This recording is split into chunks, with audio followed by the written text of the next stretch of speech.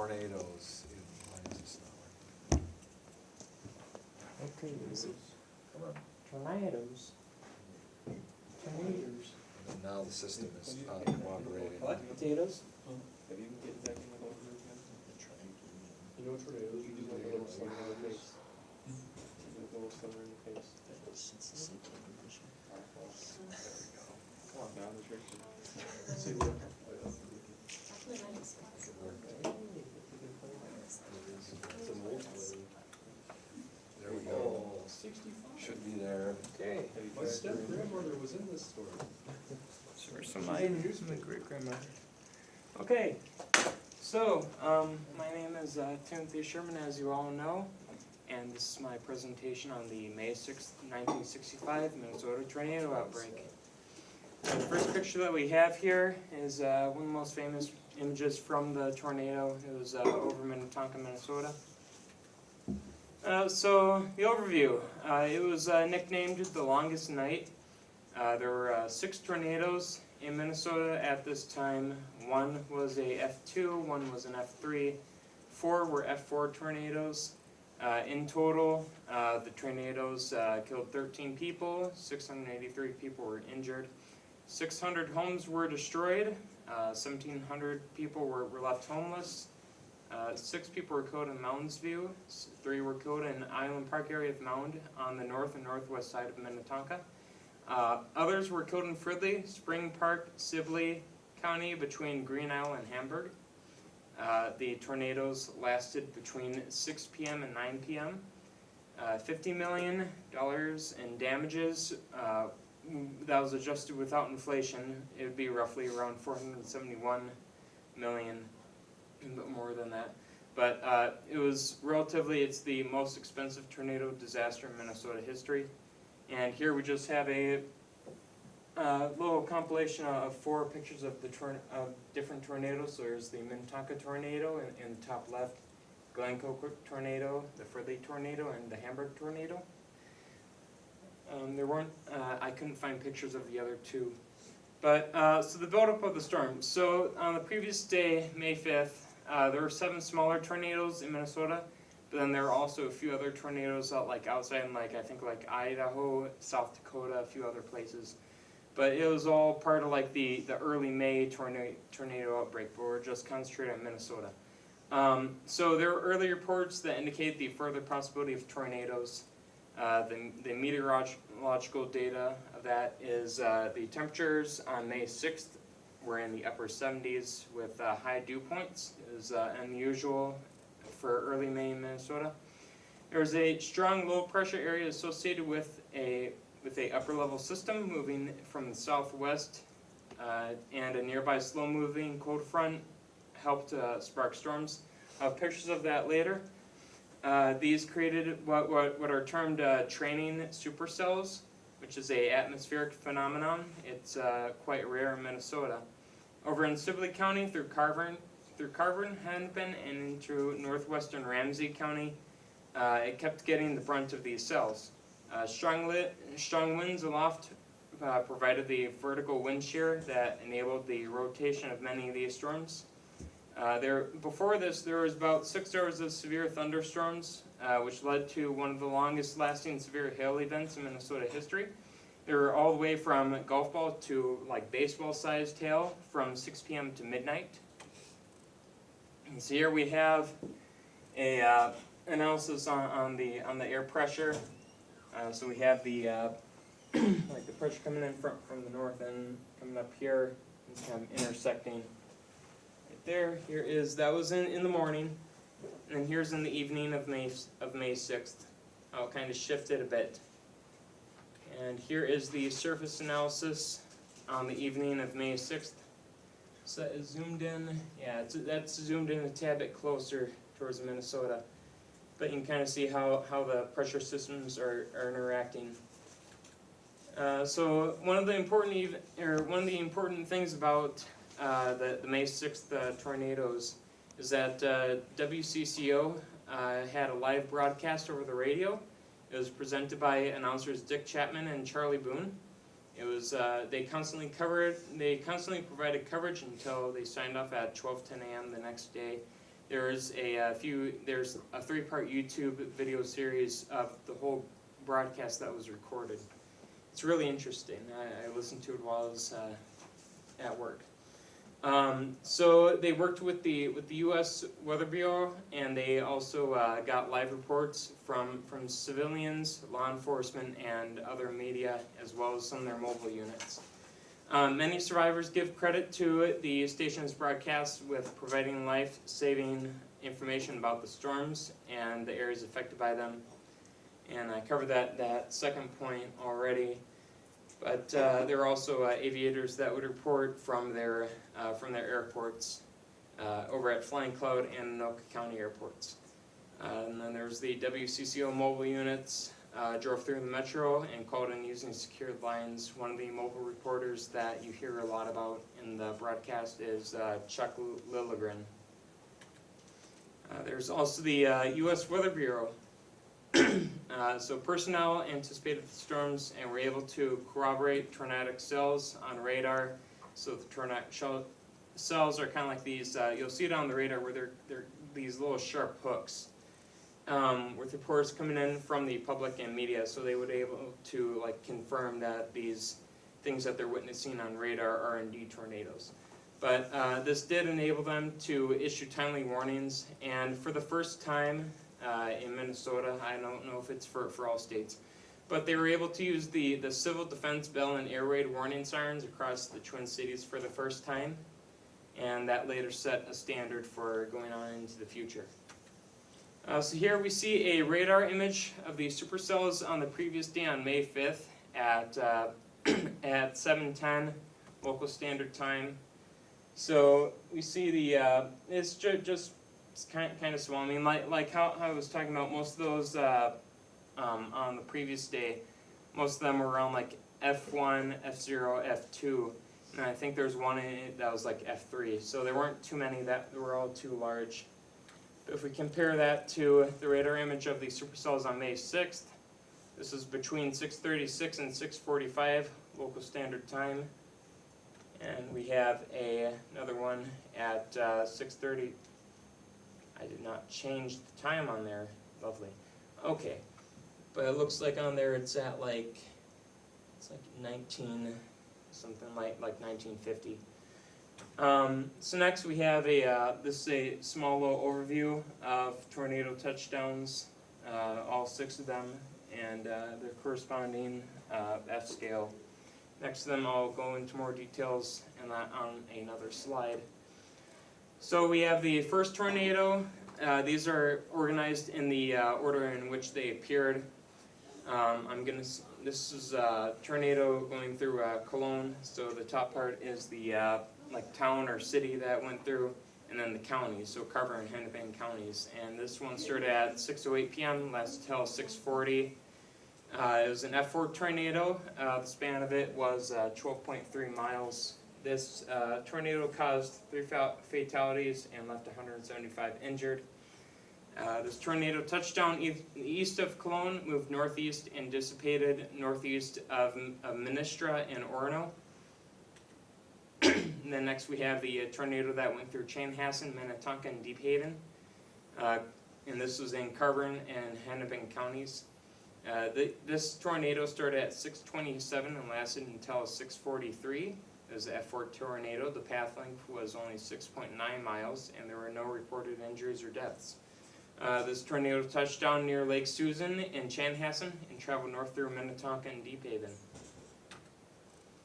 Next, we have the third tornado, which started at 6:34 p.m. and lasted until 7:01.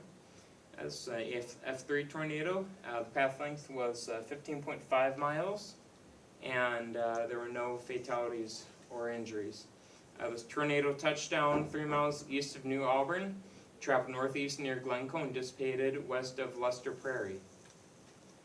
And we have our fourth tornado, which started at 6:43 and went until 7:04. This was only an F2 tornado, and the path length was 11.2 miles, but even though it was an F2 tornado, it did cause 1 fatality and injured 175 people. The summary of this tornado is the tornado touched down 2 miles east of Green Isle. It moved northeast near Hamburg and Northwood, Young America, and dissipated 2 miles southeast of Waconia. We have our fifth tornado, which started at 7:06 and went until 7:21. It was a F4 tornado. It was about 6.8 miles, and it caused 3 fatalities and another 175 injured. This tornado touched down, touched down in the southwestern corner of Fridley. It traveled northeast through Fridley and dissipated northeast of Laddie Lake and Blaine. And finally, we have our sixth tornado, and these last two tornadoes kind of had an intersecting path. But you would have saw that on the first slide on the overview. But this one started at 8:14 p.m. and lasted until 9:02 p.m. It's another F4 tornado. It was 17.3 miles. It was the longest one out of the bunch. It caused 6 fatalities and left 158 injured. This tornado touched down in Golden Valley. It traveled it traveled across North Minneapolis and into Fridley, through Mounds View, and finally dissipated west of Centerville. Here we have a little compilation of pictures with descriptions. This was some of the damage that was in Fridley. So we have like a lot of I think that's like some cabinets. Yeah, there's like a countertop there. That's out of some house. Then we have this is, you could hear when the aviators was reporting about the damage to the airplanes over in Anoka, over at the airport there. They were saying that basically all these planes were just getting ripped and torn to shreds, and their engines were just getting chucked out of them and thrown onto the ground. And tying down the planes didn't really do anything to help them. Then we have damage in Norwood, Young America, which is southwest of Minneapolis. Just houses are completely flattened. There's that might be a Chrysler. I'm not terrible at. I'm not all that good at identifying cars. But yes, there's that. There's damage in Waconia. More trees are tipped. Cars are turned over. It just looks like a bomb went off. Next, we have damage over in Deep Haven, Cottage, and this is specifically in the Cottage Wood neighborhood. Pardon my stutters. Next, we have the Minnetonka Boat Works storage facility near Deep Haven, which was right on Lake Minnetonka. In this image, I think there was about 34 or so boats that. I think probably some that could be salvaged, but they were all thrown up off the dock. So here was a intersection that got ran through by the tornado over in Navarra. It just completely flattened the entire little intersection there, and you could listen to the one of the guys was reporting on it on WCCO, and they're just like, yeah, so this was once a popular little thing that the area was known for, is just the intersection, because there wasn't much else by it, but the entire strip got flattened. And next, this is what I would kind of like to concentrate on, is Island Park and the Enchanted Island, which is right here. It's island. There's a bridge that's connected between Mound, and this is where my great grandmother lived with her children and her husband. And they were there during the 1965 tornadoes, and they lived through it. So here we have WCCO coverage of death and damage in Island Park, Minnetonka. I will start this on my phone since we may be having audio issues on the computer. So this will be going for a few minutes. You may need to turn the sound. Known as Loring Acres in the Minnetonka area, 3 homes demolished. On County 44, let's see, between Mound and Highway 7, the road, County 44, is blocked by houses. That's something weird. Let's switch now to WCCO's Johnny Walker at Mound, Minnesota. Well, Charlie, it's quite a story to tell out here. I've just talked with the Fire Chief Bernard Winkle, who confirms what we've known all along, that there would be dead in this tornado. He identifies 3 dead people here in the Island Park area as Mr. and Mrs. Clarence Paulson, Paulson, and Mrs. John Iverson. Mrs. Iverson was pulled from her shattered home and died later after being rescued. The other couple were found about 100 feet away from their home. I just made a tour of the Island Park area, and by far it is the worst devastation on the lake. If we could compare it to what we saw in Navarre a little earlier, it makes Navarre look a little bit tamer than it, however, it's just as bad. In making the rounds of the Island Park area, which is a beautiful residential area that actually sits on an island out in the lake and is connected by bridges, we've noticed some things like this. A pontoon boat that had been blown through backyards, and the thick steel hull of the pontoons crumpled as though a child had picked up a paper bag and squeezed it. This pontoon boat was on the lake and had been blown some 200 yards through homes.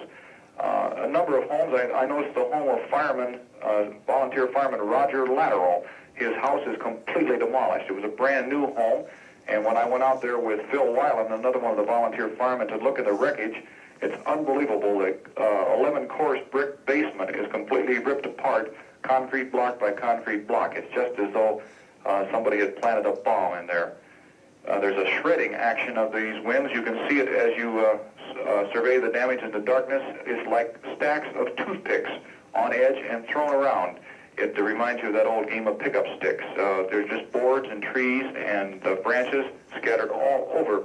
Some of the other things I noticed, one car, a little compact model, but still a hefty little car, 2.5 feet up on a concrete retaining wall. How it got there, it couldn't have gotten there without the wind. I saw a house on edge, a little one bungalow house, probably in the $10,000 to $15,000 category, about 100 feet away from its foundation and on edge, just as though it had been picked up by a giant and placed there. Also, we noticed that a sink from a home, a beautiful kitchen sink, was planted in a tree about 10 feet up in the air. And these are things that people cannot believe, actually, till they see them. And the problem of people has been one of the problems that's bothering the rescue workers here. They're still shuttling the injured. We figure that right now there are about 15 or 18 people injured, all the way from such things as severe back injuries to broken legs and arms. The fire chief, Bernard Winkle, says he's not sure that they've got everybody out. They're now depending on people friends and neighbors not finding their friends and neighbors and coming in and checking, because there's just no way of telling where the injured might be. Okay, John. Charlie. John Walker reporting from Mound, Minnesota, and his impressions of the damage along Lake Minnetonka area. John, we'll be talking to you later. Fine, sir. Okay. Okay, so that was just a description of what was going on over in Mound, and the two Paulsons there, my great-grandparents actually knew them, and they heard from the fire department or the police over there, because they were friends with them as well, that Mrs. Paulson's leg was found up in a tree, and they didn't find the body until like a while after, like around 30 minutes or so.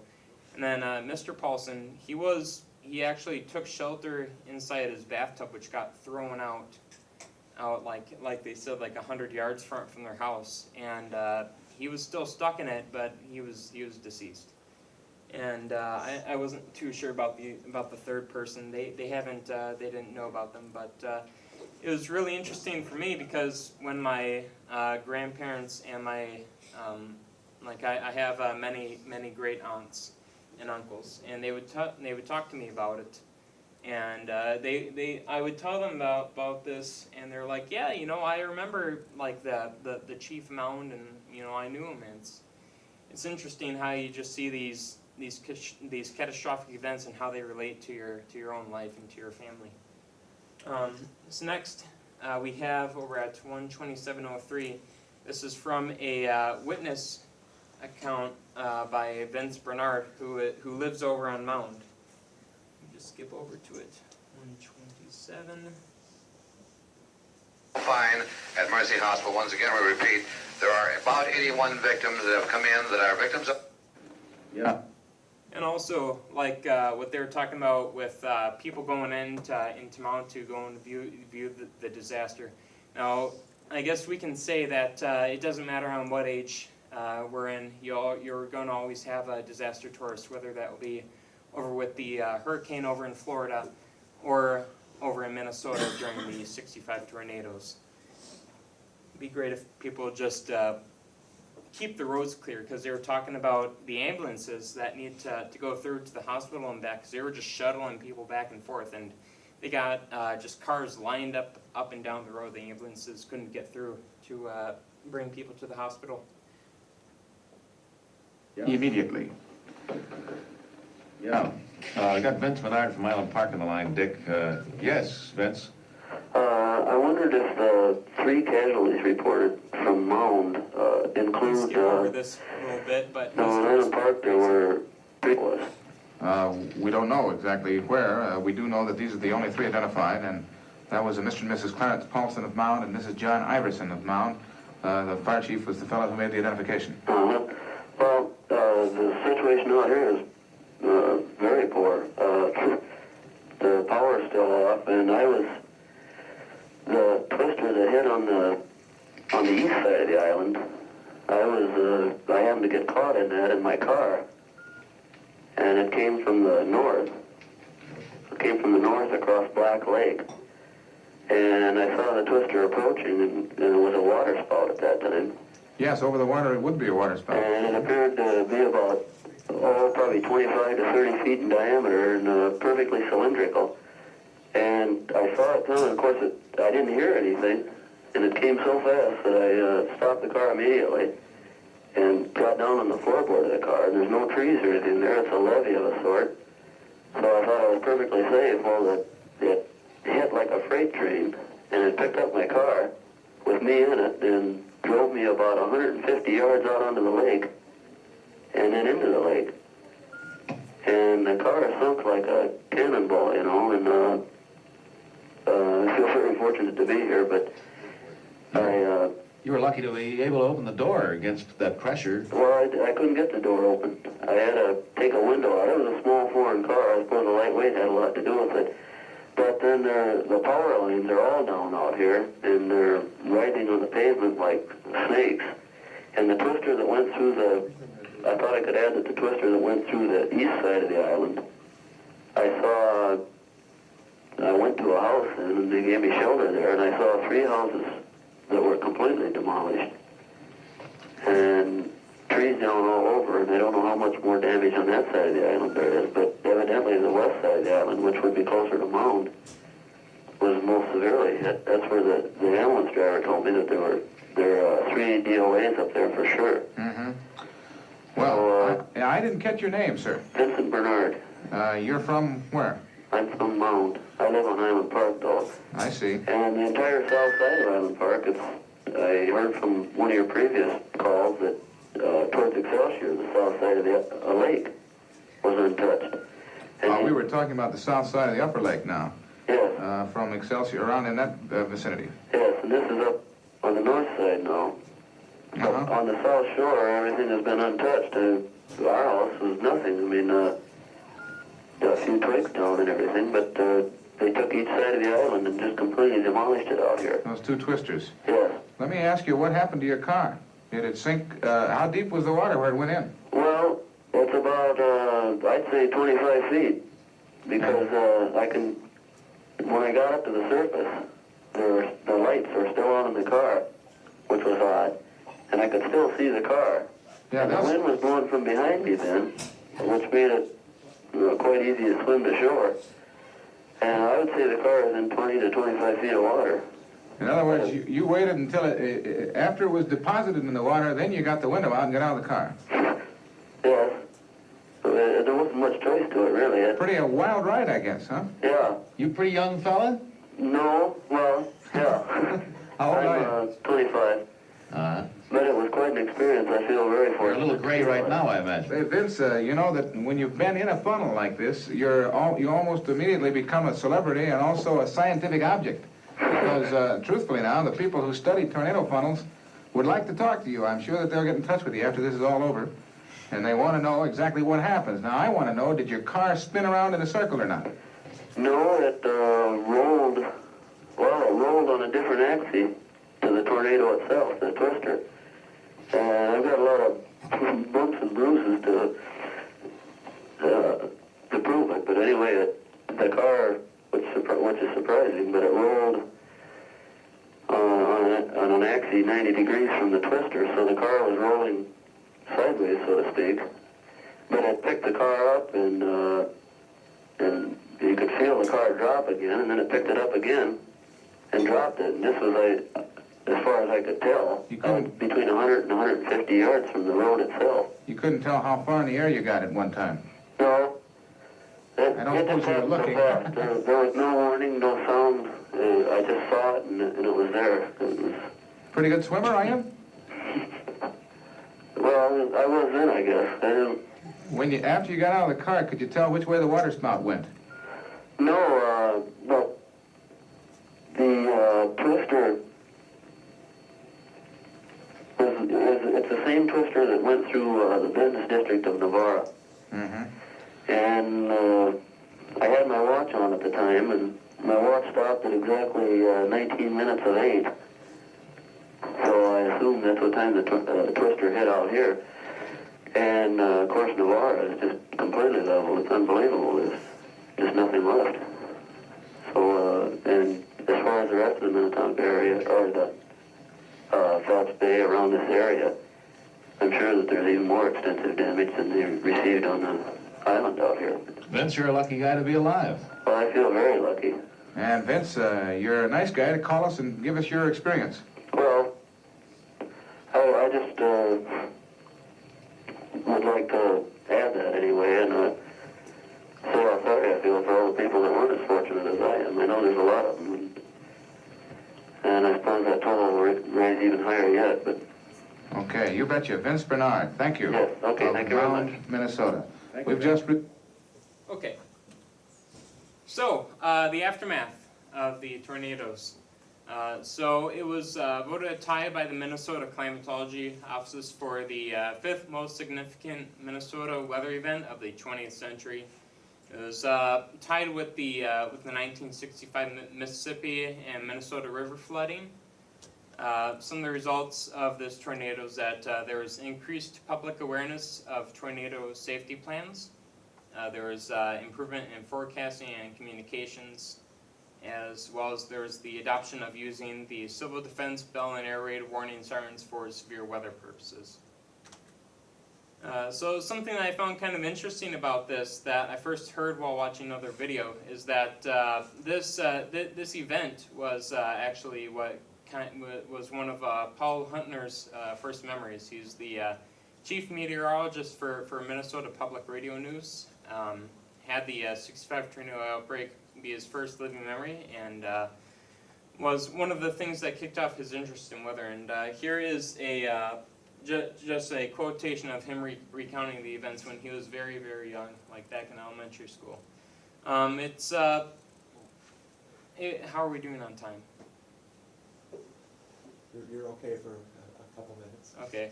Well, I can just I'll give you just a quick thing to read this, like maybe about a few seconds or so, and I'll just move on. Go use a drink right now. I can't get the pass over here. Thank you. I could use a 7 thing stretch too. Should be no more than 10 minutes. 10 minutes. That's short. All right. So so this was the previous picture of the second tornado. So his house was literally like right along the line of it. But amazingly, his house wasn't destroyed. But later on, he was talking about the boat shed that shown in the previous picture, where he has his boat stored today. So it's kind of ironic seeing how it was destroyed back then and how everything's just kind of related. But I will move to the next slide now. Alright, so the last thing is just my sources, and for this time that we have right now, I just want to open up a discussion. What are your guys' thoughts or opinions on the tornado? You know, what do you think about it? Well, for a fact, I know, so in Fridley, that newspaper, I actually have the original from my grandma on my stepmom's side, because she was in this tornado. She's actually in this newspaper. She's one of the recall terror victims. Really? She's in there if you read it, yeah. So I remember you talking about maybe Yeah, you let me borrow I that. have the original newspaper for that, and it's all faded and everything, but, Wow. I specifically remember her like talking about, so her brother was about my age at this time, and she was about like 7, and they were underneath the stairs, and she recalled in the thing that it felt like the like house was like lifting, and she recalled her brother holding onto the steps, cause there was like 2 handles in there for like disabled people, cause her mother was, so he was like holding onto the handles on the stairs, and their whole house got lifted away, Oh my gosh. and he's like holding onto the stairs, Straight off the foundation, or straight up foundation. how far did it fly? Do you have any idea? Okay. Yeah, something that I kind of wanted to add is that my grandmother, who was there at the time, she was young, like in her teens, but when she was listening to the video that from Bernard, she was like, oh, you know, she had a different account of events. She said specifically. So she said that the tornadoes never hit Mound, it hit Island Park, now Mound, Navarre and Spring Park. So I guess that somewhere around there the guy said that it hit Mound, which in her account it didn't. Now that actually kind of relates to when I was researching this. So it seems like the actual like path of the tornadoes is debated still, or not really still, I mean it used to be debated. But just there's no like clear and direct identification of where the tornado was. I mean, sure you can follow where it hit the ground and whatnot, but sometimes it's a bit screwy. But, yeah. So any more comments or yes? So when you were talking about how they implemented that civil defense, like air warning or whatever, Mm-hmm. I'm assuming that's what we hear every first Wednesday? You bet. Do you know what it was originally for? It was originally for like, we were gonna be under Bombs. nuclear. Air raids attack. and, Yeah, you know. Cold War. There's an elementary school kid, when we heard that, The buddy dream. we went to the air raid shelter.